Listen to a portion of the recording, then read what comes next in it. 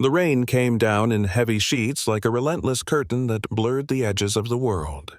Somewhere in the distance, a thunderclap rolled across the sky, but to him it was not thunder. It was artillery. The sound pierced through the fragile walls of memory, dragging him back into jungles he thought he had left behind. He was there again, boots sinking into the sodden earth, the air heavy with humidity and fear.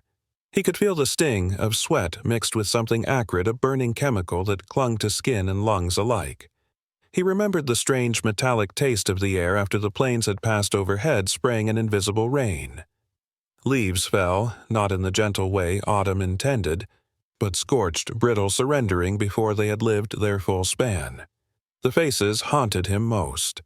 Fellow soldiers coughing violently, their eyes watering, their skin breaking into rashes. Villagers scattering like frightened birds, clutching children shouting words he could not understand yet felt deeply in his chest.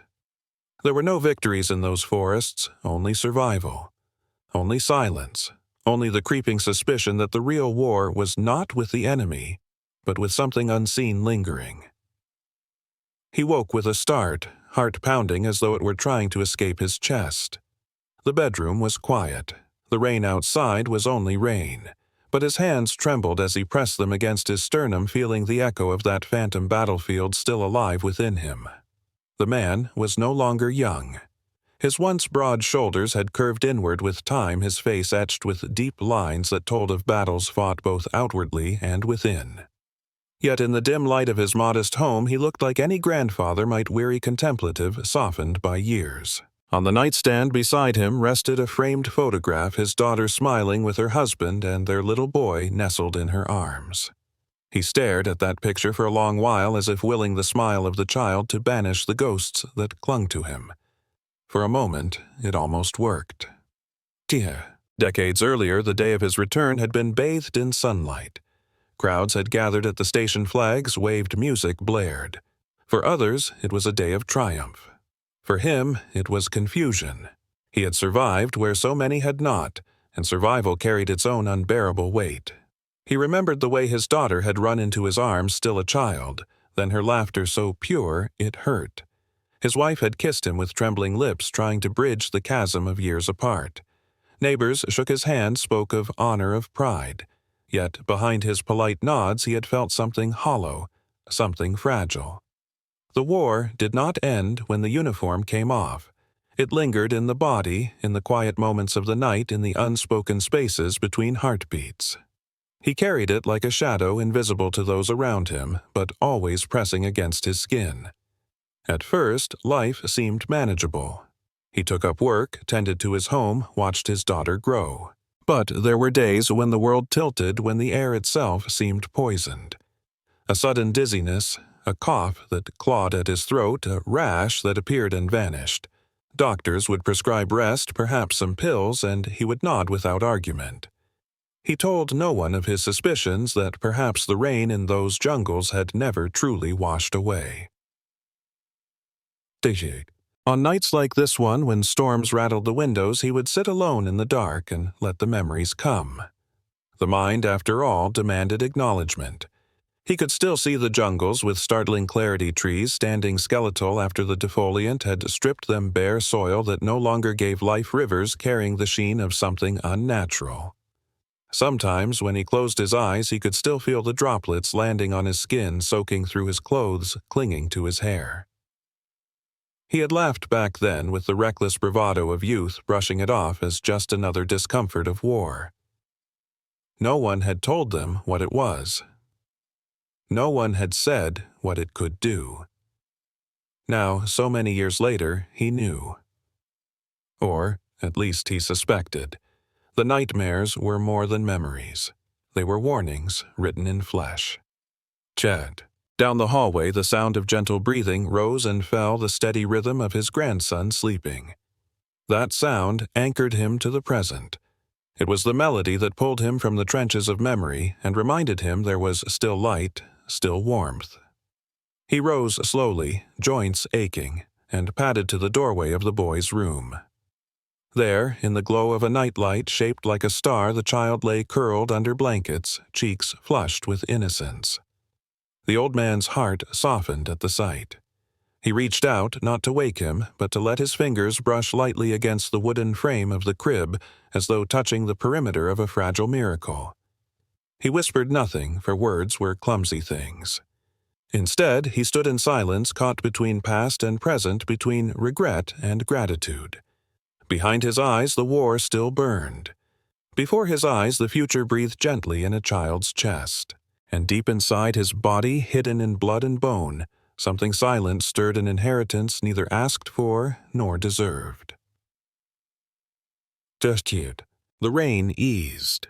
Dawn crept slowly across the horizon, painting the world with fragile light. He returned to his own bed, exhaustion weighing heavy, but sleep would not come again. Instead, he opened the drawer of his nightstand. Inside was an envelope, its seal broken, but its contents untouched. Medical results, words he had chosen not to read. He closed the drawer with a sigh. Some truths could wait, he told himself. Some truths he was not yet ready to face. Outside, the first birds began to sing. To anyone else, it was the beginning of an ordinary day. For him, it was another day borrowed from the war, another day spent balancing between silence and revelation. What he did not know was that silence has a weight, and sooner or later, weight demands release. The years moved forward with a deceptive gentleness, as though time itself wished to lull the family into believing that wars could be left behind. Seasons unfolded in their quiet rhythm. Spring blossoms, summer heat, autumn leaves, drifting winters wrapped in stillness. On the surface, there was nothing extraordinary about their lives. The man, no longer soldier but husband and father, adjusted to the rhythm of civilian existence. He worked, though not without difficulty, taking odd jobs that required more patience than strength. His body, once conditioned to endure marches, now betrayed him with bouts of fatigue that came without warning. Some days he would rise, eager hands steady. Other days he felt as though the marrow in his bones had turned to dust. Neighbors praised him as a man of resilience, someone who had returned whole when so many had not. But inside he felt less than whole. He felt cracked fissures running invisible beneath his skin. At dinner, laughter filled the table, his daughter chattering about school, his wife humming as she served warm bread. He listened, nodded, even smiled. Yet, beneath the table, his leg shook uncontrollably. He pressed his palm against his thigh to still it, afraid they would notice. Sometimes he excused himself, early retreating to the bathroom where he could lean against the sink, catching his breath. He would stare at his reflection, eyes, sunken skin, pale beneath the yellow light. A soldier's face, yes, but also a stranger's. Just age, he muttered to himself, nothing more. But age did not explain the persistent cough, the rash that bloomed and vanished across his arms, the sudden dizziness that made the world spin. Eventually, he visited a doctor. The sterile room smelled faintly of antiseptic, a scent he associated with wounds not yet healed. The doctor, a young man with kind eyes, asked questions he could barely answer. Where had he been stationed? How long was he exposed to chemicals? The soldier hesitated. He remembered the plains, the strange rain that fell from them, the forests that had withered overnight. He remembered the coughs of his comrades, the way their fingernails turned yellow, the strange burns that marked their skin. Yes, he whispered finally, there was something. We never knew what it was. The doctor nodded, scribbled notes, then ordered tests. Weeks later, an envelope arrived. He sat alone at the kitchen table, the late afternoon sun slanting through lace curtains. The paper felt heavier than it should have, as though the weight of truth itself was sealed inside. He turned it over in his hands again and again. His wife called from the other room asking if he wanted tea. He answered quickly, "Yes, please," before slipping the envelope into his jacket pocket. That night, long after the household slept, he pulled it out once more. He considered opening it. His fingers traced the flap, but he did not break the seal. Instead, he slid it into the drawer of his nightstand where it joined the shadows. Tomorrow, he told himself, not tonight. Tomorrow became next week. Next week became years. The envelope remained unopened. Odeshete. His daughter grew into a young woman vibrant and strong. She excelled in school, full of dreams, untouched by the shadows her father carried. He watched her with pride, even as his own body faltered. When she laughed, he felt momentarily healed. When she hugged him, he believed, however briefly, that whatever poison lingered in him could not touch her. But at night, when the house was quiet, he felt the ache in his bones deepen. The cough rattled louder in his chest. And sometimes, when he lay awake staring at the ceiling, he felt a cold certainty that whatever had soaked into his skin in those jungles had not left him. It had stayed. It had rooted itself in his blood, in his very marrow. Kag. There were moments when the truth pressed hard against him, begging to be spoken. He thought of telling his wife his daughter, but each time he imagined their faces, he remained silent. What good would it do to burden them with ghosts? So he became skilled at concealing. A quick smile, here, a reassuring word there. When his hand trembled, he clasped it behind his back. When his vision blurred, he blamed fatigue. He told himself he was protecting them. In truth, he was protecting himself from their worry, from their fear, from the possibility that they would look at him differently. One autumn evening, as the wind rattled against the windows, he felt a sharp pain slice through his chest. He clutched the edge of the table, breath-stolen vision darkening at the edges. For a moment he thought the end had come, that the war had finally claimed him. Then, just as suddenly, it passed. His breath returned ragged, his pulse steadying. He sank into a chair, sweat beading on his forehead. His wife entered, concerned. "Are you all right?" He forced a smile, waved her away. "Just tired. Too much work today." She accepted the answer, though worry lingered in her eyes. When she left, he pressed his palms against his face. The envelope in the drawer seemed to hum with quiet accusation. He thought of opening it, of facing whatever words lay inside. But once again, fear outweighed courage. He closed his eyes and whispered to himself, "Tomorrow."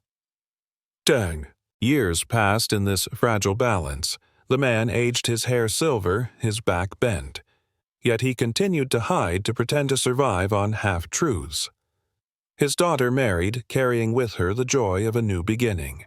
He stood proudly at her wedding suit, pressed shoes shined though his body screamed with fatigue.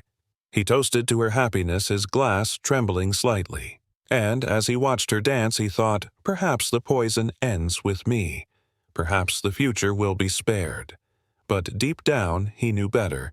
Shadows do not vanish simply because one wishes them gone. They wait. They linger. They pass silently from one heartbeat to another, and somewhere in the marrow of his bones that hidden poison pulsed with quiet persistence, preparing its inheritance.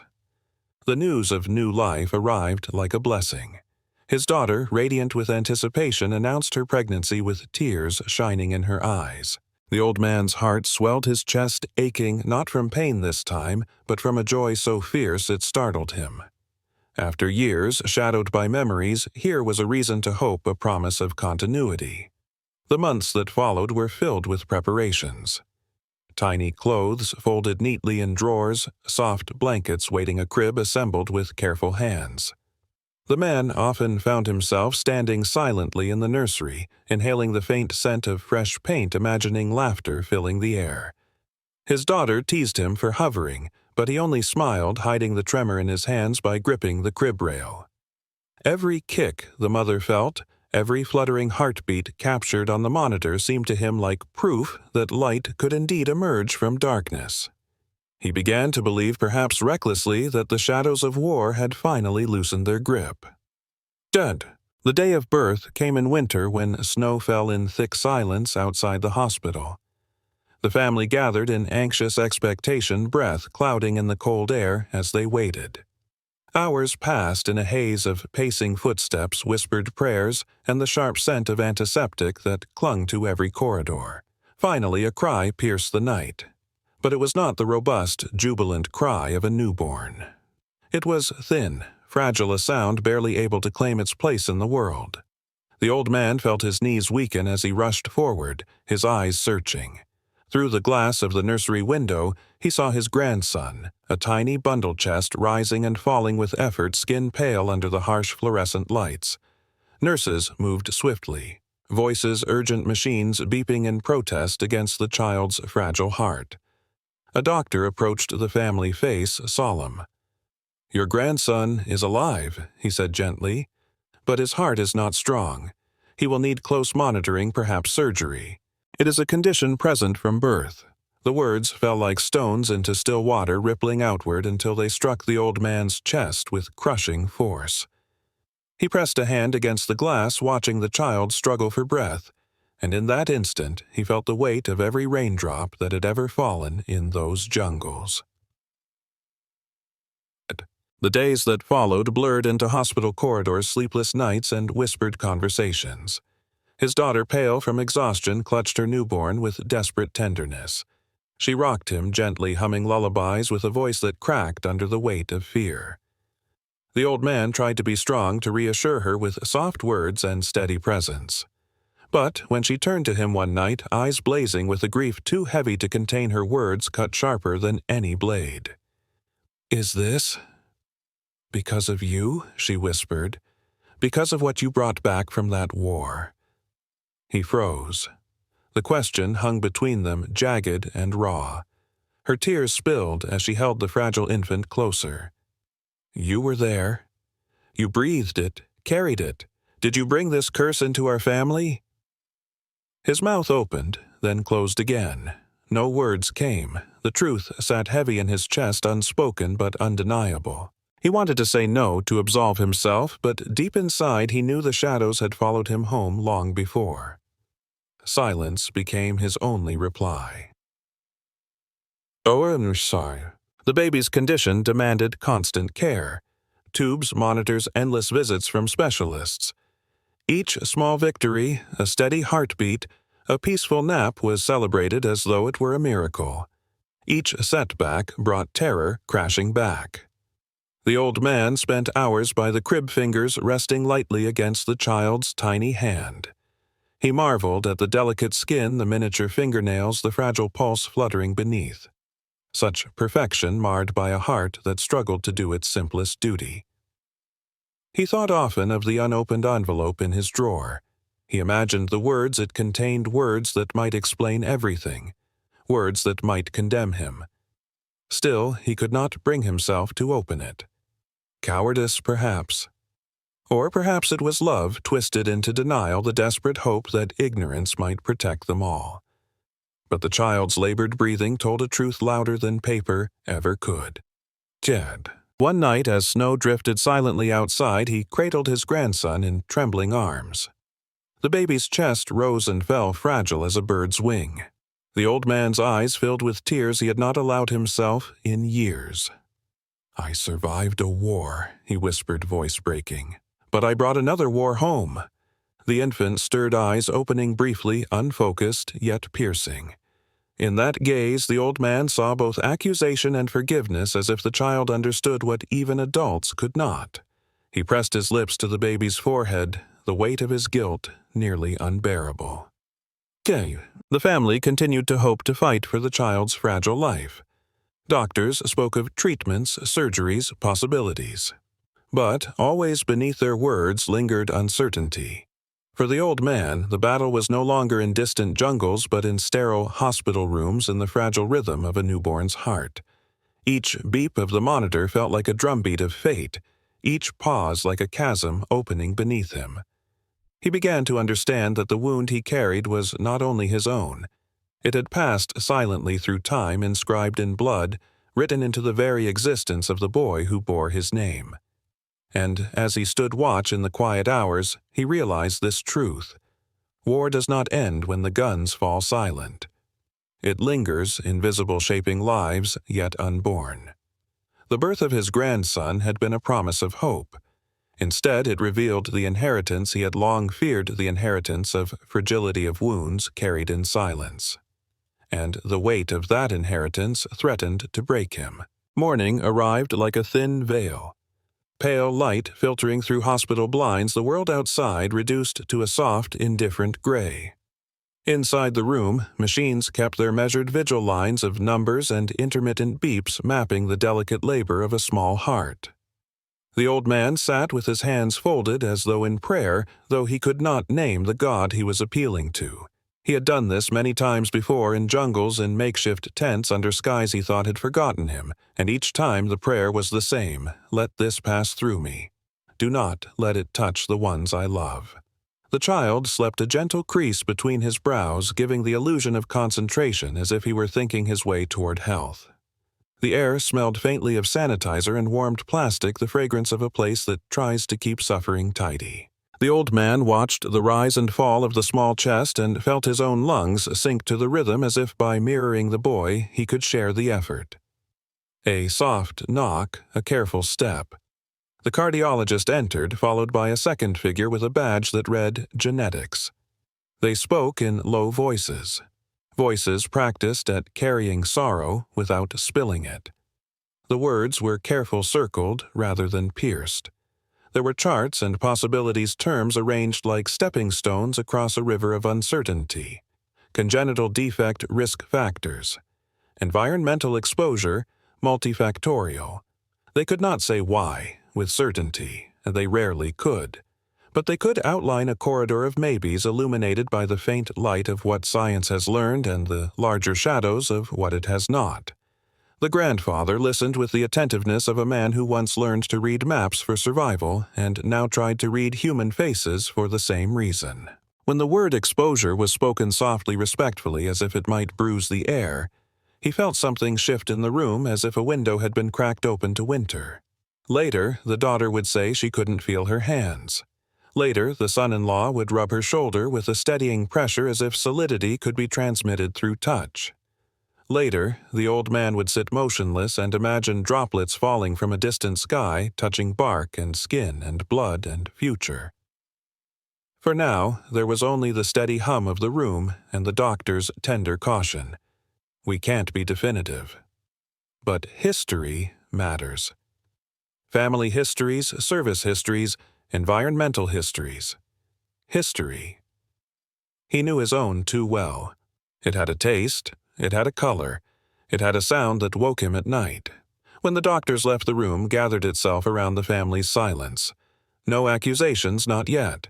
Just the knowledge that something had crossed a boundary that should have held time-distance hope and written itself into a child. That afternoon, the daughter drove to the old house to collect clothes and a comfort item the baby favored, a small knitted hat that fit over his head like a whispered prayer. Snowflakes thin as ash drifted in the air. The road felt longer than usual, as if grief could stretch distance. She let herself into the quiet rooms with the reverence of someone entering a chapel. Her father's bedroom was orderly the way a man arranges things when order is the only victory left. She moved like a daughter who knows where everything lives, the extra blankets, the socks, the bottle of ointment for the winter rash he refused to admit he had. She opened the nightstand to retrieve his reading glasses, thinking he might need them to sign forms or read instructions for the baby's medication. Her hand rested on an envelope. It had the inert weight of something postponed too long. The seal had been slit, but the edges were crisp, the contents undisturbed. A familiar clinic letterhead. The date from years ago, years not weeks, sat in the corner like a quiet rebuke. For a moment, she only looked at it as if by staring she could blanch it into harmlessness. Then she lifted it with care, the way she lifted her child, and unfolded the pages. Language that was meant to be neutral could never truly be neutral. Numbers marched across lines. Markers were categorized as elevated. Notations mentioned service era, known defoliants, possible sequelae. The text never made the claim, outright medicine rarely dared such absolutes, but the implication threaded every sentence like a hairline crack through glass. She sat down on the edge of the bed. The house creaked as old houses do, and the winter wind pressed its palm against the window. She did not feel angry first. Anger was larger than she could hold. What she felt was a collapse of the floor beneath a life she had believed was stable childhood memories of a father who built bookshelves, who fixed squeaky hinges, who taught her to whistle through her teeth, now rearranged themselves to accommodate this new story. He had known something, and he had not spoken. On the bedside table, a small family photograph smiled up from a frame. Her father younger, his eyes not yet dulled by sleeplessness, her mother alive and luminous, herself gap-toothed and proud, holding a handmade sign that said, "Welcome home." She placed the test results beside the picture and traced the edges of both with a single finger. When she returned to the hospital, she did not slam doors or raise her voice. She had learned in recent days how sound reverberates in a room where a fragile heart sleeps. Instead, she sat across from her father and laid the envelope between them. The paper made an ordinary rustle as it touched the table, absurdly ordinary for a thing that could divide a family. He looked at it the way a man looks at an old wound he has trained himself not to feel. The color left his face, then returned in a flush. He did not reach for it. He did not need to. He knew its contents better than she did. He had carried them unopened longer than the ink had existed. "I found this," she said, voice low, steady, because now steadiness was an act of love. "I needed to know." He nodded once. His hands folded, unfolded. The hospital light glazed his skin in a sterile shine. "You should have told me," she said, and though her voice was careful, the words had edges. Not because it would have changed what's happening, maybe it wouldn't have, but because truth changes how we stand in it. He was silent long enough for the machines to punctuate the pause. He thought of the day the envelope arrived, the quiet betrayal of the mail slot, the way his hands had trembled and then stilled, the way he had convinced himself that not opening it would keep something contained. He thought of the long chain of decisions that men make when they believe their silence is a form of protection. "I was afraid," he said at last, and the admission felt like a stitch torn open.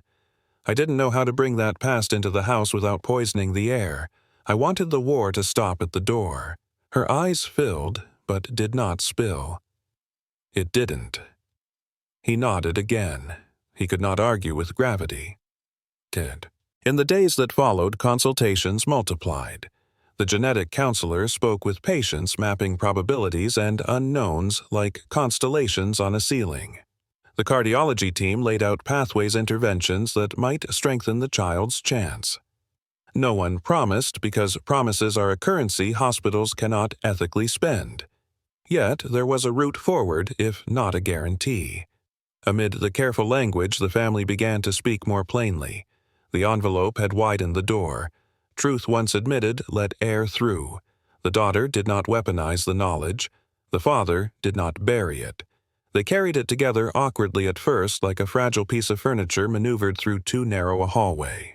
At night, the old man returned to his notebooks, the ones he had kept in fits and starts across the years, unfinished accounts of days and the field sketches of the landscapes, rendered bare lists of names of men he had not been able to carry home. He turned a page and began again, not to build a case but to leave a record, because memory left unshared ferments into something sour. He wrote the way one breathes, halting at first, then steadier, until the sentences found their rhythm. He wrote about rain that wasn't rain, and about orders followed by boys who didn't know they were carrying a future in their canisters. He wrote about letters home that omitted the part where trees went from green to skeleton overnight. He wrote about how the war had hidden inside him because he had given it nowhere else to live. Each morning he found his daughter at the child's bedside, a book open in her lap. She read not the stories of victory or of moral clarity, but soft fables about endurance seeds that crack in the dark to find their way to light, small creatures that sleep through storms and wake in spring. She did not know whether the child heard, but the reading steadied her breath, and steadiness was a kind of medicine, too. Sometimes she would close the book and ask her father about the forests.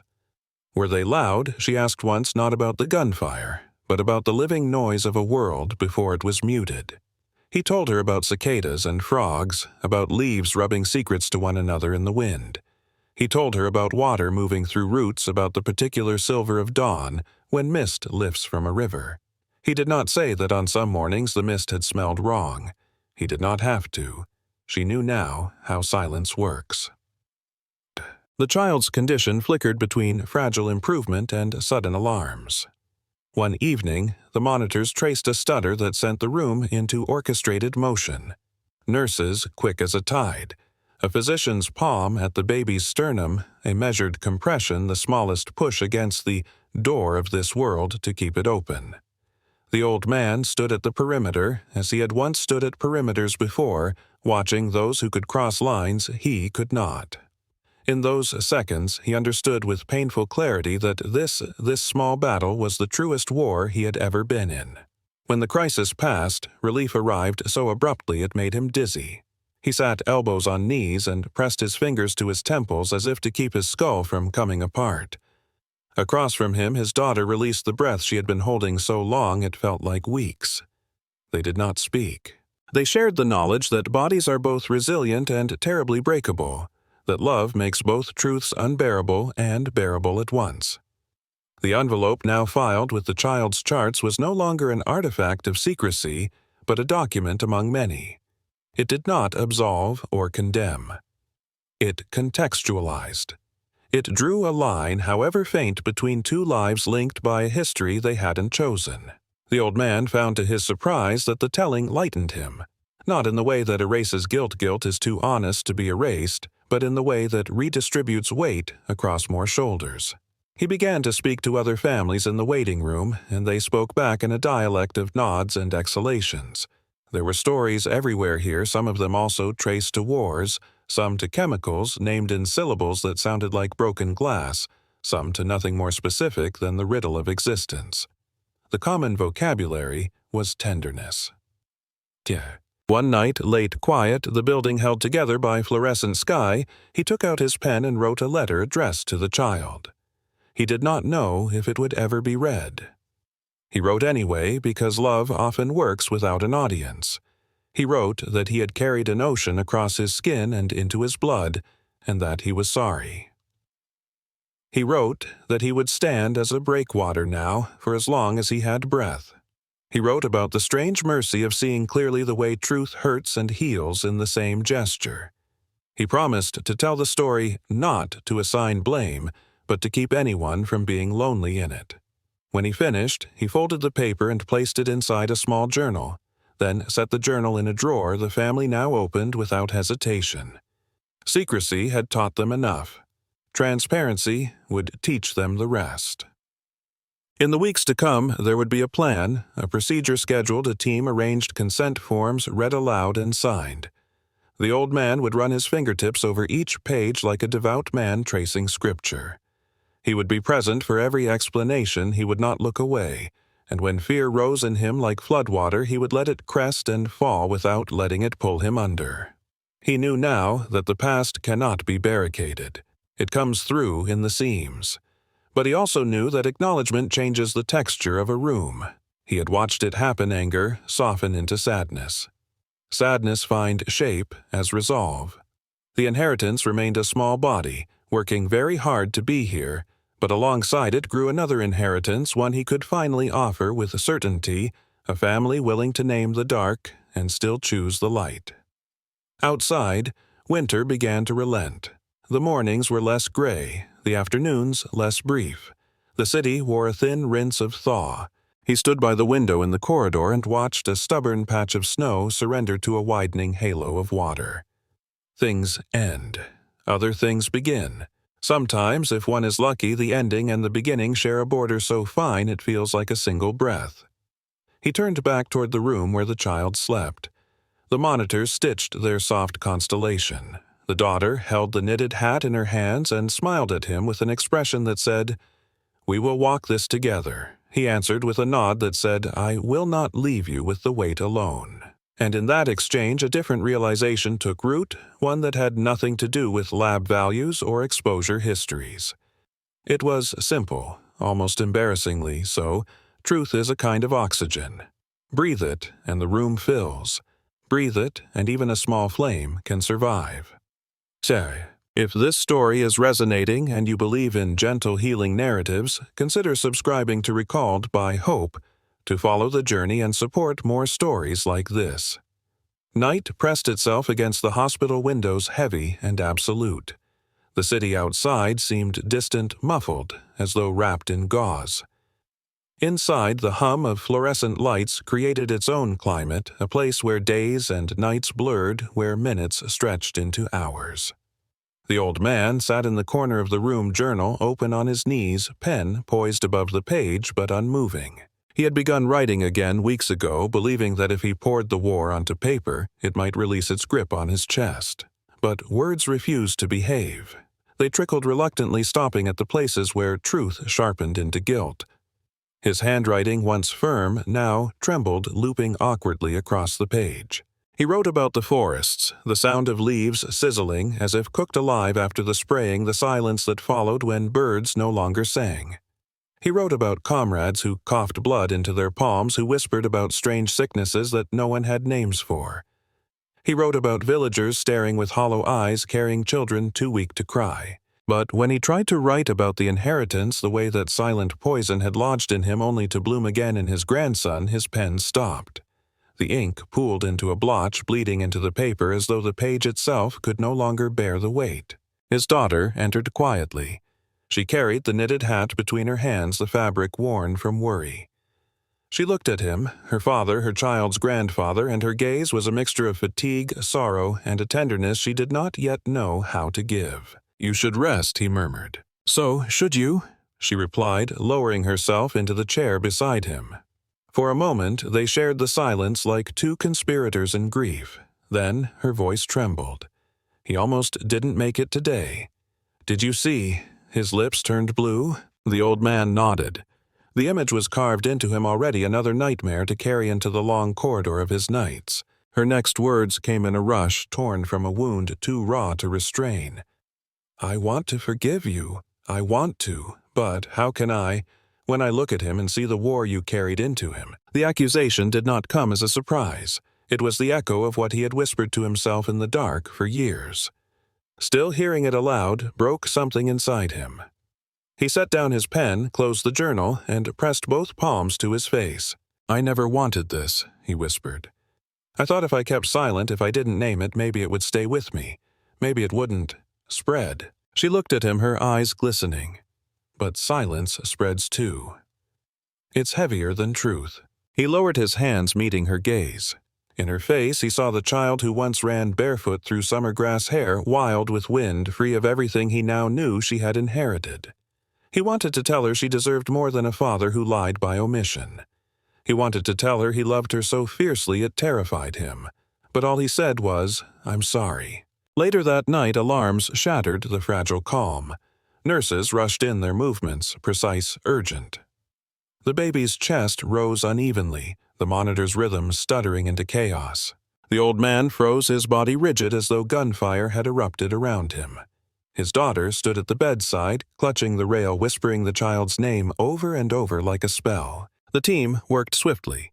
Compressions so small yet monumental breaths measured the thin cry of the machine, louder than any battlefield.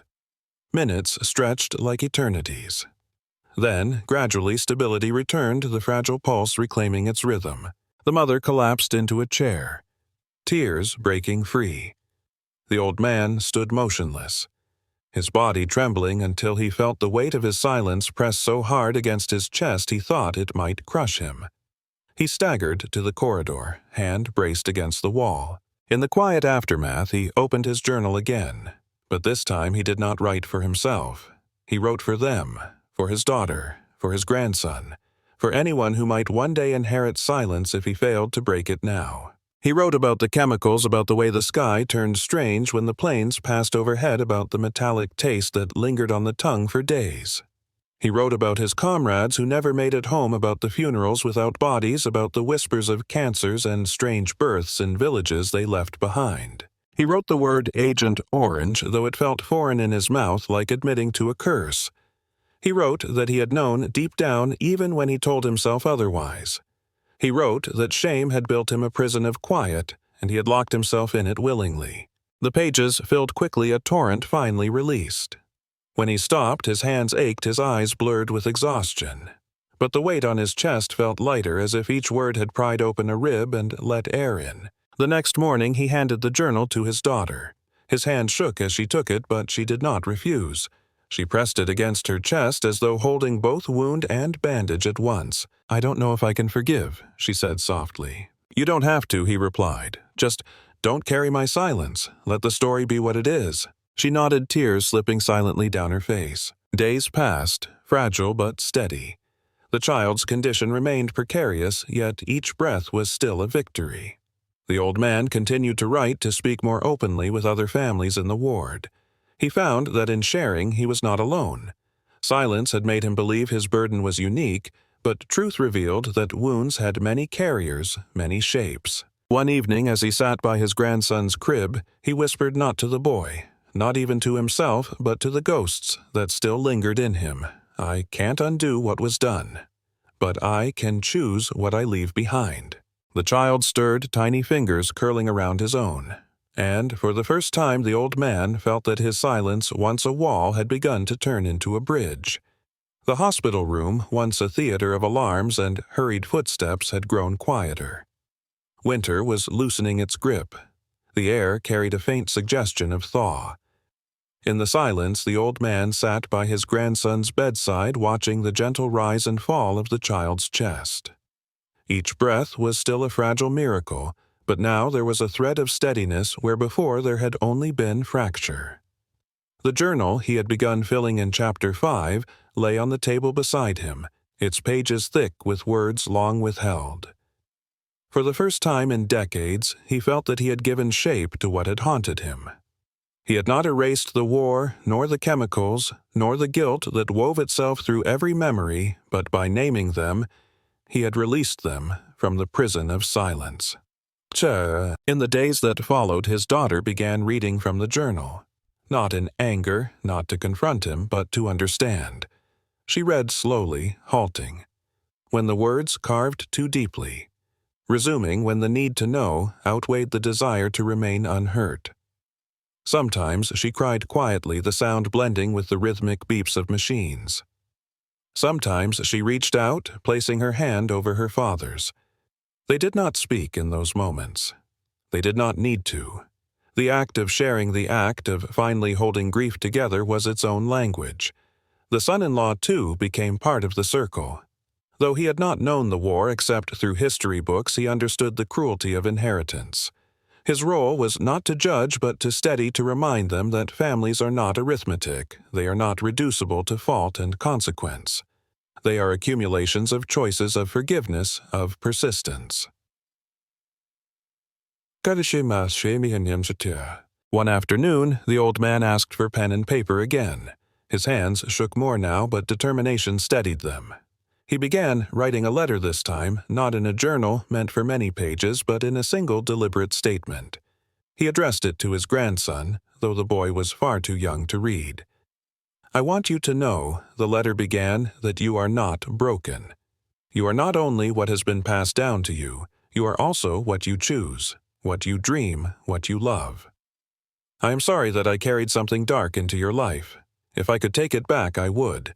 But know this, my silence is over. You will grow with truth, not with shadows."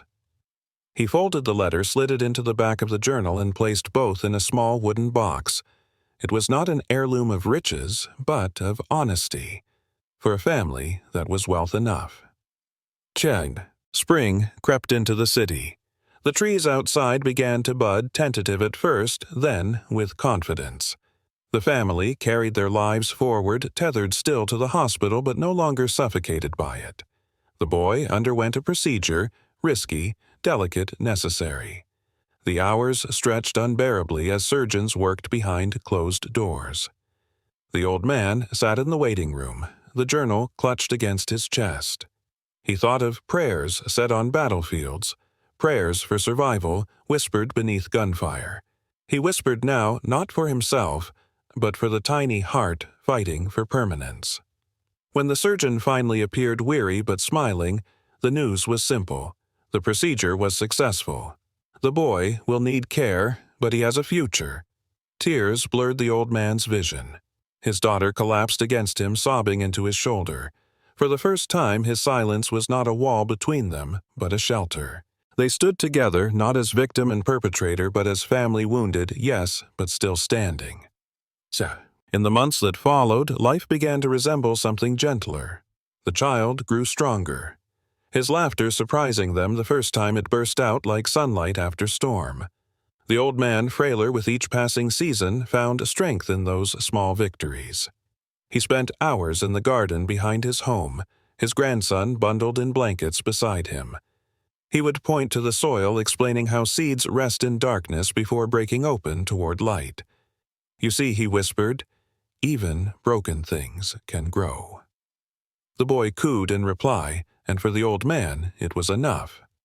Two. One evening, as dusk painted the sky in muted golds, the family gathered in the living room. The journal rested on the table between them. The old man cleared his throat, his voice carrying both fragility and resolve. "I don't know how long I'll be here," he said, "but I want you to keep this story alive, not for blame, but for truth. Promise me you'll tell him when he's older. Promise me he'll know. His daughter's hand found his, we promise." For the first time he felt a measure of peace. Not absolution, such a thing does not exist for wounds of this depth, but peace in knowing that silence had finally given way to honesty, and honesty to connection. Dad. The child, now toddling, uncertainly wobbled across the rug, his laughter ringing through the room. The old man watched tears slipping unashamedly down his cheeks. He whispered a thank you, not to God, not to fate, but to the fragile resilience of life itself. He knew he would not see every chapter of the boy's future, but he also knew that his story, once hidden in shadows, now breathed in the open. That was enough. The inheritance of war had carved its mark into their family, but so too had the inheritance of love. And love, unlike silence, multiplies when shared.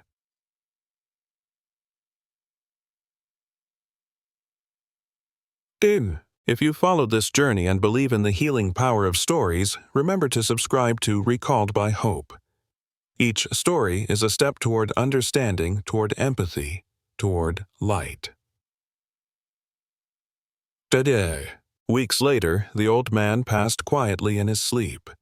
His journal remained, pages filled with truth waiting for the boy who would one day read them. The family grieved, but their grief was tempered by the knowledge that he had given them his truest gift, the courage to face pain together. At the funeral, the boy, still fragile but alive, clutched the knitted hat in his small hands. He did not understand the words spoken, but he understood presence. His mother's arms around him, his father's steady breath, the warmth of love wrapping around him like a shield. 10. Years later, when he grew strong enough to run through fields when his heart beat with the stubborn rhythm of survival, the boy would carry that journal. He would read the story of his grandfather's silence, his shame, and his final redemption. And he would know that he was not defined by the poison in his blood, but by the love that surrounded him. 10. Because the truth of war is not only destruction, it is also the quiet resilience of those who choose to tell their stories. It is the healing that comes when silence ends, and somewhere in the laughter of a child who should not have survived but did, there is proof that broken legacies can still bloom into hope. Kid. If you want to continue walking with us through stories of survival, healing, and the fragile strength of the human spirit, don't forget to subscribe to Recalled by Hope. These stories live longer when they are shared.